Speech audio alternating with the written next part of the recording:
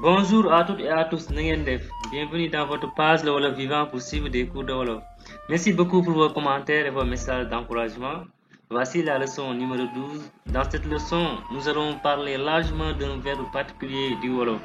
Il s'agit du verbe ngi qui signifie être quelque part ou être dans un lieu en français. Ce verbe a deux aspects, un aspect présent et un aspect passé ou connu.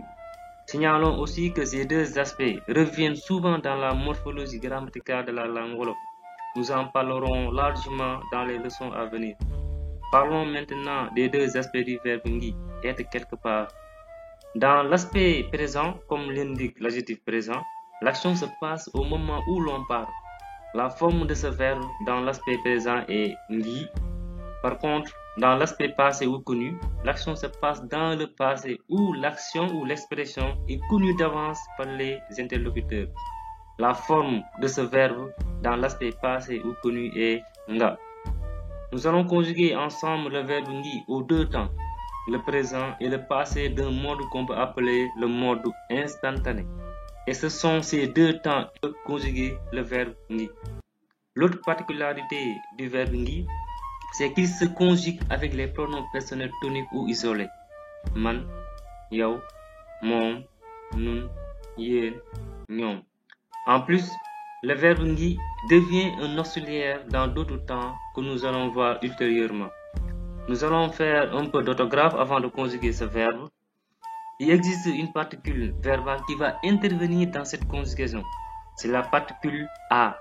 Elle est dite particule verbale de certitude. Pourquoi? Parce que c'est la fonction qu'elle joue en général. Regardons ici la fonction de la particule a. Mana, c'est moi. Elle est remplacée dans les expressions courantes par la particule la, comme manla, c'est moi, qui signifie la même chose que mana. Dans la conjugaison du verbe ngi avec les pronoms personnels toniques ou isolés, c'est la particule verbale a qui les relie. Nous devons avoir l'expression manangi, je suis. Mais ici, dans le langage courant, le pronom personnel s'élite avec la particule a pour perdre sa dernière lettre, le n, et forme ainsi mana, ma. Ainsi de suite pour les autres pronoms personnels. Yawa, ya, moma, mon, nuna, non, yena, qui ne change pas, nyoma, nyon. Comme maintenant vous avez compris la transformation de certains pronoms personnels toniques, nous allons conjuguer le verbe ngi dans les deux aspects, au présent et au passé, d'un mode instantané. Ngi, être quelque part, aspect présent, le présent instantané. Ma ngi ci kër gi, je suis à la maison. Ya ngi ci kër gi, tu es à la maison.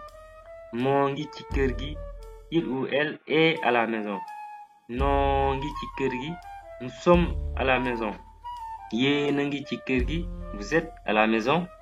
Ñoo ngi ci kër gi, ils ou elles sont à la maison. Dans l'aspect passé ou connu, c'est ngi qui change en nga.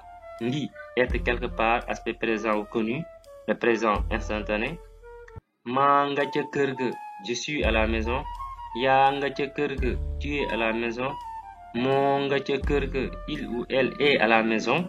No nga ca kër ga, nous sommes à la maison. Yéen nga ca kër ga, vous êtes à la maison. Ñoo nga ca kër ga, ils ou elles sont à la maison. Pour le passé, on ajoute uniquement la particule du passé, won, dans le présent instantané pour former le passé instantané. Exemple, passé instantané, aspect présent. Maa ngi woon ci kër gi, j'étais à la maison. Noo ngi woon ci kër gi, nous étions à la maison. Aspect passé ou connu.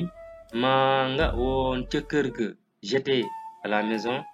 Noo nga woon ca kër ga, nous étions à la maison.